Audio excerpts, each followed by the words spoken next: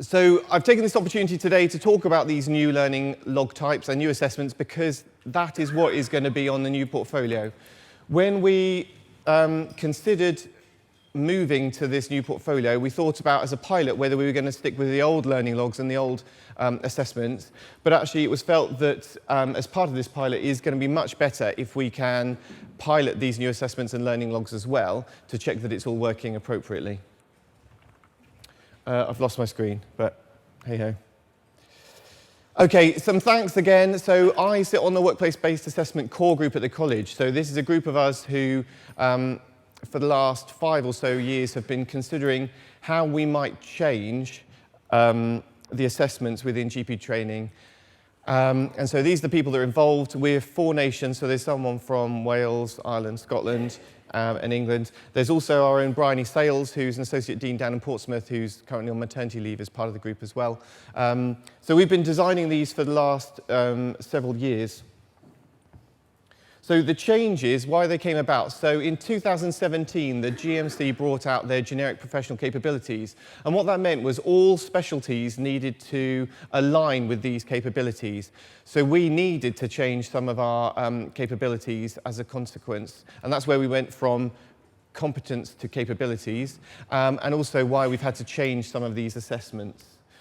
We also wanted to improve the evidence that we were getting from these assessments and these learning logs. So I'm sure you've all seen the clinical supervisor's report that says competent in everything and no free text, or continue. That is of little, if not no use to us. And the same with some of these assessments that we're seeing. It's mainly non-primary care that we see that they're not being utilised that well. So really we wanted to make them much more powerful as assessments. And the same applies to the learning logs and redesigning those. So really what I'm going to be talking about is the new PDP format, which I've mentioned briefly, the new learning log types, the new assessments that are coming in, or any that have changed. These are just to remind me, what I'm going to say is that we are not changing the number of assessments required for this pilot. So at the moment, if your trainee needs 6 CBDs and 6 mini-CX, that is what they need to do. From August 2020, at the end of this pilot, the number of assessments is going to change. And that is going to be a national change. But during the pilot, you should be doing what is current requirements. What we're actually going to be doing, probably from August, is we're going to be reducing the number of some of these assessments, because if we can make them better, we don't need as many. We also are having to add in some mandatory assessments because of what the GMC have said, and so that means we can reduce some of the other ones. So the assessments, we reviewed them as a team of workplace-based assessment. We spent several years doing this, redesigning them. It takes an awful lot of work. We have now created the workplace-based assessment handbook. It's 260 pages long, and it is downloadable for you to read from the RCGP website. So please use that as a reference point should you wish. I'm not suggesting you print it, but it's all there. We submitted that to the GMC at the end of 2018, and they reviewed it, and early 2019 it was accepted by the GMC. So all the assessments that we've changed, amended, learning logs, etc., have now been accepted by the GMC. We've got a couple of years to implement it, which is also just led us on to thinking about getting a new platform, because we weren't able to make the changes to the current system. So first of all, I'm just going to talk about the new PDP.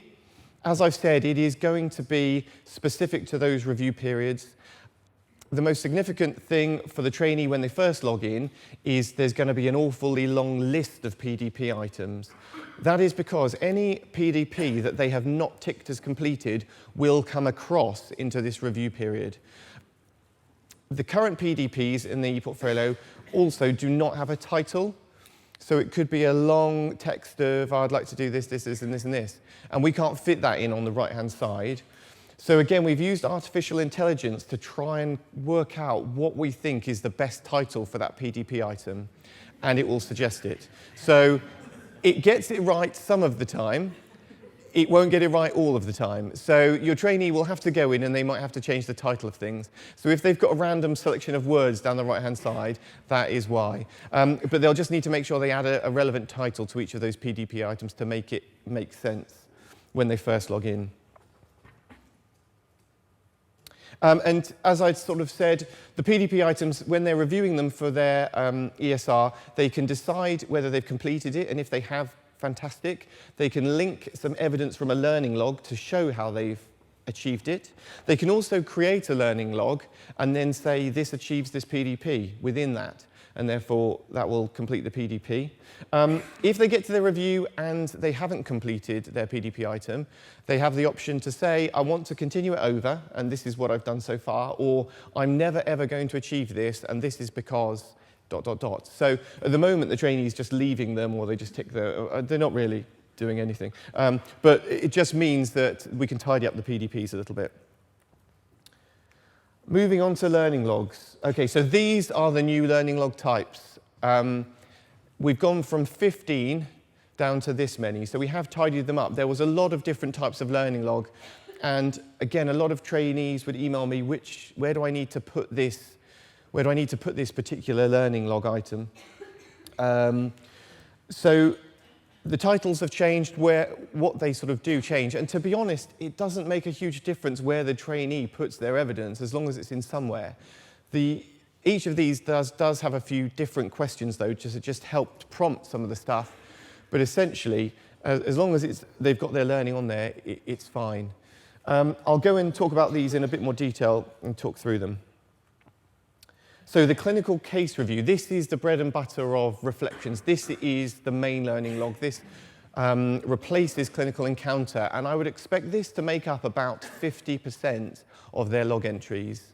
Now, from August 2020, there will be a minimum number of clinical case reviews a trainee needs to do. They'll need to do 36 clinical case reviews in a year from August. At the moment, there is no number. It is enough. So this is how it will look. These are the questions. It's much shorter than the clinical encounter.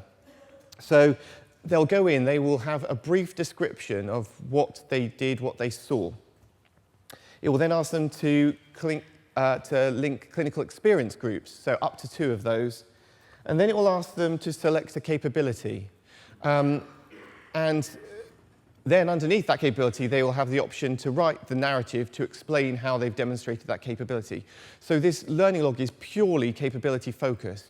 So it should get rid of a lot of the clinical information which wasn't that useful in the clinical encounters. Once they've added one capability, they get the choice to add another, up to 3 capabilities. So each learning clinical encounter could cover 3 capabilities. When you review that as an educational supervisor, if you disagree with the clinical capability they've added, you can remove it. You can also add another one if you think that they have demonstrated something. So it's the same as before, where you have control, you can remove, you can add, but it's just making sure the trainee is focusing on those capabilities rather than just the curriculum headings, but still giving you the control to take them away or add them should you wish. And the same applies to the clinical experience groups.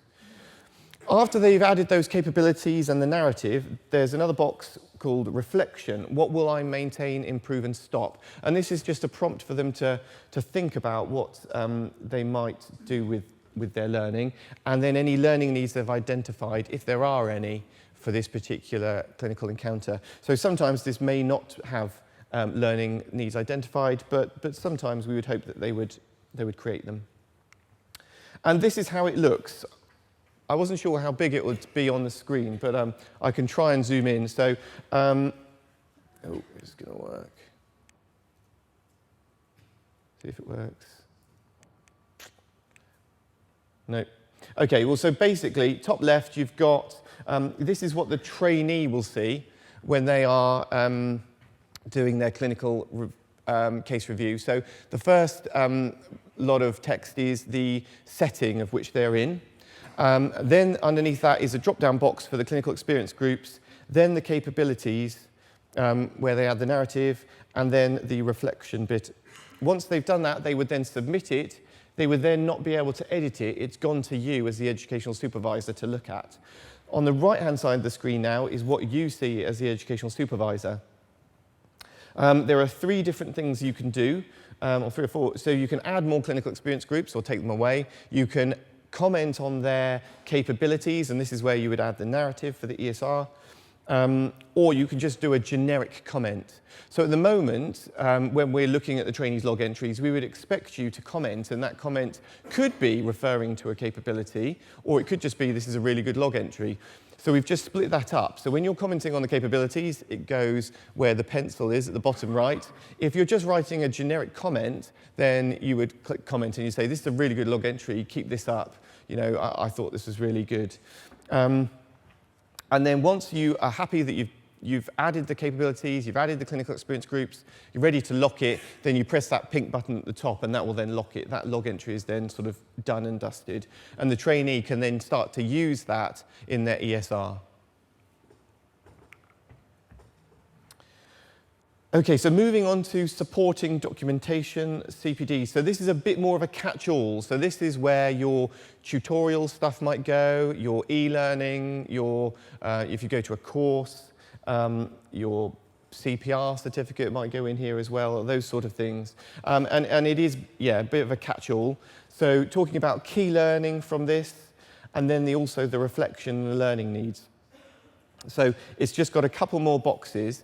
But then at the bottom, we've still got add some clinical experience groups and add the capabilities. And again, the trainee can write some narrative to demonstrate, to explain how they've demonstrated that capability. So if I show you what it looks like, the sort of the standard words are on the left-hand side in the boxes, and then right at the bottom, you've got the bits where they can add the capabilities and link it to a capability. If they don't, again, you as an educational supervisor can add those capabilities or change what they've linked it to. Significant events. You'll have all received an email about our significant events recently. I'll try and clarify from my perspective what this means. We've moved away from significant events as being the sort of the standard log when you're talking about these events. We've changed it to a learning event analysis. So this is about things that have happened in and around their practice that they want to reflect on, which are learning events, which are kind of like significant events but lower level. No patient harm done, unlikely to be any patient harm done. So we'd want them to reflect on these on a regular basis, a couple a year really. Now, if this triggered the threshold for the GMC where either patient harm was done or it was very nearly done, then it becomes a significant event, and then they are meant to declare that on their Form R. So the Form R is the form that the trainees need to submit before an ARCP. Every time they have an ARCP, they have to submit a Form R, and any significant events that they've been named in, they have to mention. So what we're saying is if there is a learning event that goes on, so they go to a sort of a meeting at the practice and you're talking about these kind of things, then it could just be a learning event. If it triggers the threshold for it to be a significant event that they were personally involved in, then they would click the threshold met down at the bottom here. They would click yes, and these new boxes would appear. So the text there, which you probably can't read, basically is the text taken from the Form R, which is what it's asking them to declare on their Form R. So if they're having to declare it on their Form R, they should be writing it in here. And then the new boxes appear will be asking them how it was identified, have they discussed it with their educational supervisor, and also a little bit about how that makes them feel. Still got the touchy-feely stuff in there. So my perception is, if it meets that threshold, these are the kind of events that we should be now notifying the Associate Dean. Heidi. Yeah, so I think the Dean as a whole, we'd like to take a pragmatic view on this. So we appreciate that actually if it's a learning event, us being notified of all of those probably isn't a useful thing to happen. However, quality has pushed back quite hard on that, but I think what's going to be useful with this format in the e-portfolio is if we're using this now, I think we should be able to push back on that again and show them that actually if it's triggering Form R and it's Yeah. notified about. In the short term, though, I would like to notify your AEDs of any event that's warranted a learning log. And I don't mean that you need to write us reams and reams of detail. It can just be an email to the AD saying, please look at educator notes or look at this training's learning log. And that's not coming from us as educators. It's coming very much from a quality perspective. And it is something that we will, and this is going to help us push back on it. But just bear with us over the next 6 months if you could, please. Okay, so hopefully that's clarified something. So if it's triggering it enough to reach the threshold for 4R, we absolutely need to know about those. The grey area at the moment is around something that's going to be a learning event that they will write up a learning log about, but as John was saying, hasn't significantly fallen any harm. So basically, if it triggers the threshold on here, then you definitely need to be telling the Associate Dean about it. For the moment, though, if they're filling in this form at all, we are meant to be telling the Associate Deans as well.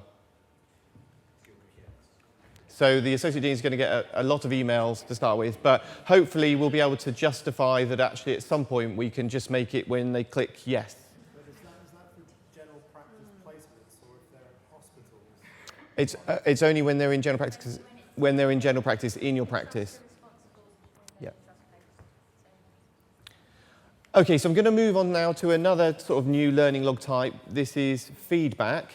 And this is a sort of an area where the trainee would write feedback on maybe their MSF, their PSQ. It might be feedback on their ARCP. It may just be feedback that they've received informally from a colleague, from another person. And this is just to really reflect on that feedback they've got. At the moment, there isn't really anywhere to do that. So this allows them to sort of reflect on those areas. So how did it make you feel, the key learning points, the reflection, any support may be required, and have they taken this forward to their PDP? And if you have, then you can create a PDP item. And again, there will be the opportunity to add the capabilities should there have been any demonstrated. So this is maybe where a trainee might respond to an educator note as well. So it's just an area where the trainee can write on feedback. So just going back to the list, I've talked through the top 4. The leadership hasn't changed, that's already on there. Quality improvement activity hasn't changed. Prescribing, most of you have probably seen, and there's various things on the portfolio about that already. The KEPS hasn't changed. Placement planning meetings haven't changed, but they are going to be mandatory from August. So from August, every post should have a placement planning meeting. At the moment, the trainees aren't doing that, but it does need to be done. The academic activity is really just for those academic trainees. So unless you've got an academic trainee, I wouldn't worry too much about that. That's a specific learning log type for them. Okay, so now I'm going to move on to assessments.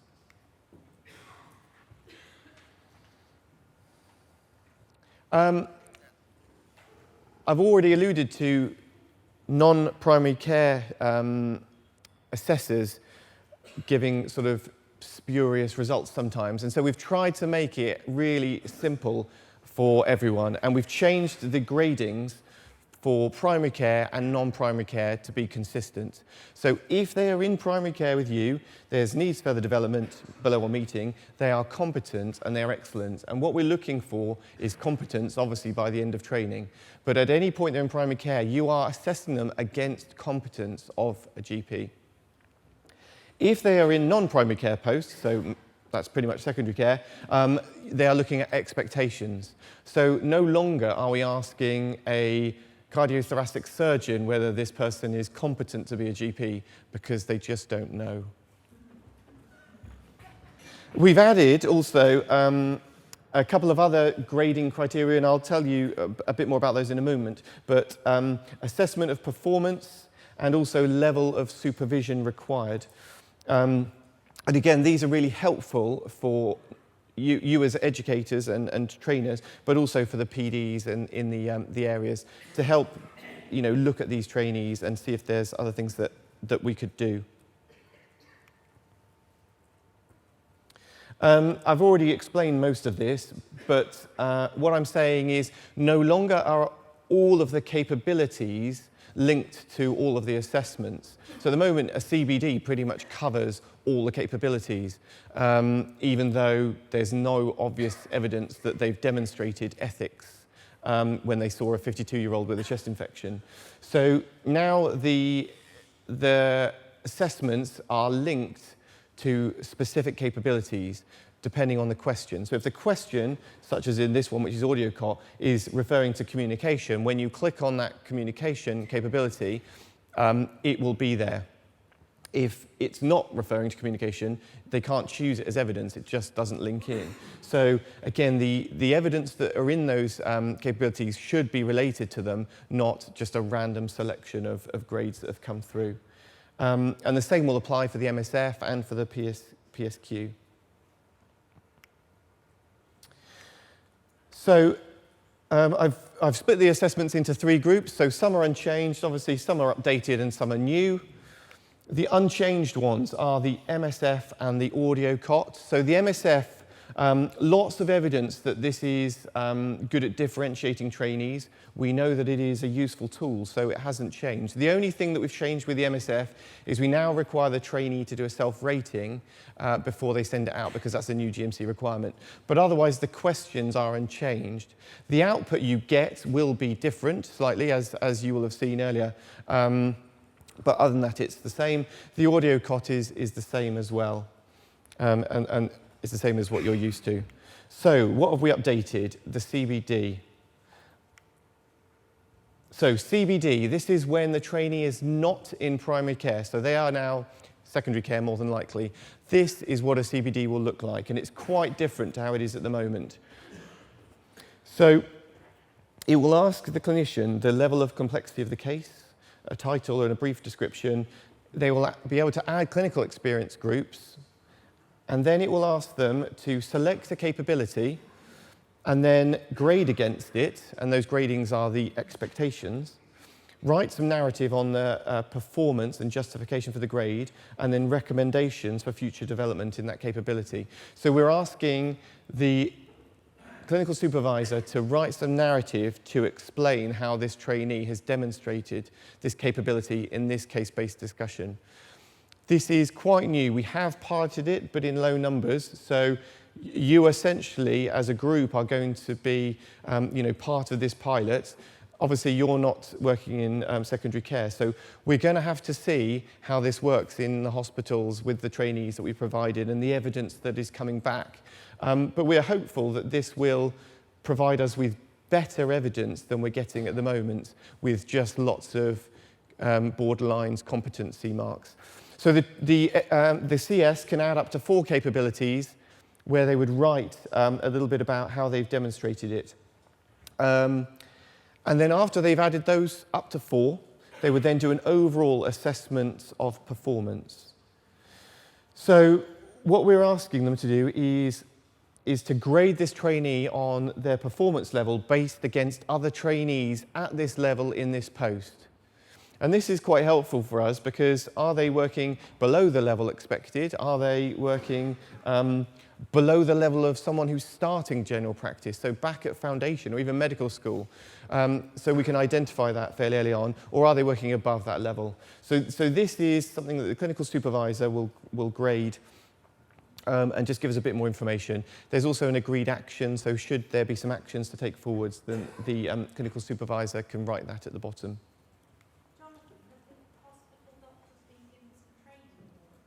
The hospital doctors have been given absolutely no training on this because we cannot possibly even consider training all the doctors in all the hospitals nationally. So whilst we're doing a pilot in Wessex and there's X amount of hospitals here, not too many, it was feasible that I could go to these hospitals and teach some people.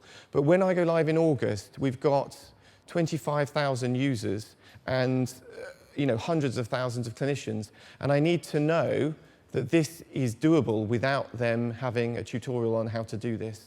There is an explanation for them of how to do it. It does walk them through it. I'm sure some of them will struggle, They currently do. But we've tried to make it as straightforward and as simple as possible. But it's just not feasible to go through this with all of them, unfortunately. Can they access the help? Yes, they can access the help, and when they go in to fill in this, there's a, what is this about? How do I do this? What does this grading mean? So it will hopefully walk them through it. But if we're getting feedback to say, look, these clinicians just cannot manage this, then we'll need to think again. But we felt, we spent a lot of time developing these assessments and thinking about how, what will work, and we have piloted it in numbers, and the people we've sent it to have been able to achieve it. Okay, clinical supervisors report, another big change, and again, this will affect the clinicians in the hospitals. I would hope that they'll be able to understand what we're asking them. So the first thing, it is asking the clinical supervisor to tick the box to say they have done at least one assessment on this trainee. Now, I think this is really important. I don't really want a clinical supervisor to give me a report on a trainee they've never witnessed doing any kind of assessment. They do that. And so this is asking them to confirm that they have done at least one assessment. If they then come back to you and say, look, I can't do the CSR because I've never seen them do an assessment, then I think it's important for us to know that and to think about, well, how are we going to move forwards, and should they have a different clinical supervisor? Because to make a judgment, they need to have observed. In each of the areas below, the assessor will write about areas of strength and areas of development, and then also a grading. So again, we're trying to move away from the clinical supervisor just ticking competent, competent, competent, competent, and not writing any narrative. The narrative is first, and the grading is after that. I'm not saying that they will all write something, but we're hoping that it will push them a little bit more if it's there. And then this new thing right at the bottom, which is level of supervision. So this came about from the Netherlands. There's an educator there called Kees van der Vleuten, and he has done quite a bit on this level of supervision, and we've adopted it in the clinical supervisor's report. So what we're asking the clinician to tell us is whether this trainee requires any supervision, so this trainee cannot be left without direct supervision, or whether they need the sort of more supervision than normal at the level expected, or this person doesn't really need that much supervision. And again, this is helpful for us when we're getting this from the clinical supervisor. If we're hearing that this trainee cannot be left without direct supervision, we need to know that. When we're preparing the next posts and how we manage this trainee. So this will be the last question in the clinical supervisor's report. Okay, the next lot of assessments have changed, but only very slightly. So the KEPs, we've added in that assessment of performance, which I've mentioned. That is the same with the COT and the same with the mini CEX, which is also just slightly shorter. We've taken a few little words away. The PSQ has changed more dramatically. This has been quite a lot of work. Well, for me, actually, I spent quite a lot of time doing this PSQ, working with Pickett Institute, which focuses mainly on feedback. And we've redesigned the questions in the PSQ. So we've gone down from 15 questions down to 9, and we've also changed the scale. So the current scale, I don't know if many of you have seen it, is asking a patient to grade a trainee on a particular area and decide whether they are very good, excellent, or outstanding. And I struggle myself to differentiate between those three. So it wasn't particularly helpful. And the results that we got weren't helpful either. It generally was 5 was the answer for all of the questions, with a lower number of about 2 or 3 and a higher number of 7. So the output of the PSQ was pretty much useless. So we spent a lot of time redesigning the questions, which will link into particular capabilities, and we've redesigned the scale for which the patients respond. Now, there's more information on the PSQ, the questions and the scales on one of the posters out in the hall out here. So when you're done, if you want to look at the PSQ and how it looks, then please go and look at the posters. You will, the answers, so it's no's and yeses for every question. So the answer the patient can give is the same for every question, whereas the current PSQ, the answer changed for every question. So that will make it easier. But also, we're just trying to pull the patients to the left a little bit on their scale. So patients are generally really nice. They'll always go right over to the right for doctors because they don't like to say that their doctor is bad, even if they are not that good. So the Likert scale we've used is trying to pull them to the left a bit. And there is an answer which is yes, but could have done better. And basically what we're trying to say is, yeah, it's probably a no, but you don't want to say no because you're a nice patient. So we're trying to sort of tease out those that are probably not so good in the PSQ, which I don't think it currently does. So new assessments, the prescribing assessment is brand new. A lot of you will have already seen this. I'm not going to go into a huge amount of detail. Basically, you need the trainee to have done the prescribing assessment. There's lots of stuff on the RCGP website about this. The PSQ is currently mandatory for trainees who are full-time in ST3 starting in August. From August next year, it will undoubtedly be mandatory for all trainees in ST3. We have a brand new assessment. It's called the CAT. This is for primary care only. So in primary care, the trainee will be doing COTS and CATs. And it stands for Care Assessment Tool. So essentially, this is a CBD. This is the same structure as the new CBD. You will choose up to 4 capabilities, and you will write some narrative explaining how they've demonstrated that capability and the evidence for that. The only difference between this and the CBD is obviously the rating scale. You, as in primary care, will be looking at competence as opposed to expectations, but also you can choose what type of CAT you are doing. We've brought this in because there's lots of other opportunities for you to have this discussion with trainees and to do an assessment, but it wasn't your straightforward case-based discussion. So you will choose whether it's a post-prescribing assessment, just a random case review, or you're reviewing referrals. So this allows you to broaden that spectrum of case-based discussion a little bit, and it will still count towards sort of as an assessment, and you can still grade it and you can still link it to capabilities. So at the moment, what I would suggest we're doing is we're sticking to the current mandatory. So in ST3, a trainee needs to do 6 CBDs every 6 months. Just start doing 6 CATs instead of the CBDs. And I'm not going to mandate that you have to do it as a case-based discussion. You can choose which of those you want, but we do need 6 still.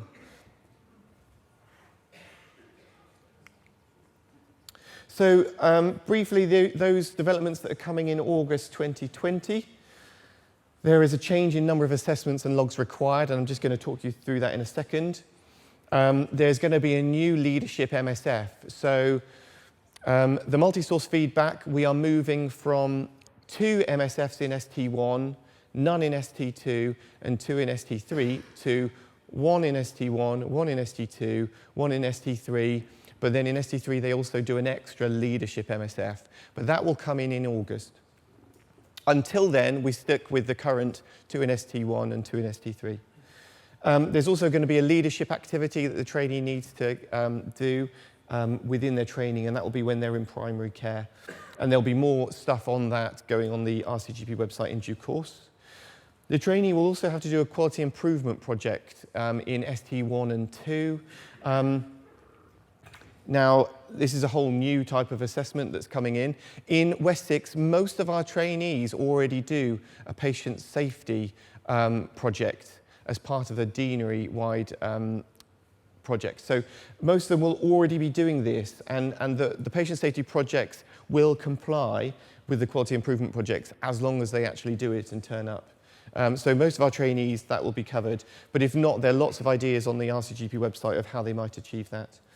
There's also going to be this interim ESR, which is going to be a light touch ESR at 6 months. So the ESR will still be required for an ARCP, and will still be required for a trainee that maybe is struggling or has had an adverse outcome previously. But if the trainee is flying, there are no concerns. We'll have this interim ESR, which is going to be really light touch, just a bit more of a tick box exercise to say, yes, they're on target, they're adding their logs, they've done all their assessments, everything's up to speed. So that will be coming, but that's going to be after August. Prescribing assessment I've put on here because at the moment it's not mandatory for everyone. It probably will be from August. Some of you will have seen this table. If you haven't, here it is. This is the new requirements. So on the left-hand side are the types of assessments. Then in the black, you've got the old number, so that's the current number of assessments required. And then the red is the new. So this is from August 2020, how many of each of those the trainee will need to do. This is on the RCGP website already, so you can go and look at this now if you wish. But until then, we are sticking with what is on here as the old. You'll notice most of the numbers of the assessments have gone down, so we're reducing the number of COTs from 12 to 6 in ST3. We're reducing the number of CBDs or CATs from 12 down to 5. The reason for this is because we're having to bring in these new assessments such as prescribing and leadership. So we're trying to take some of the other burden away. But also we're hopeful that these new assessments are more differentiating and are more capability focused, that we won't need as many to demonstrate the same amount of competence.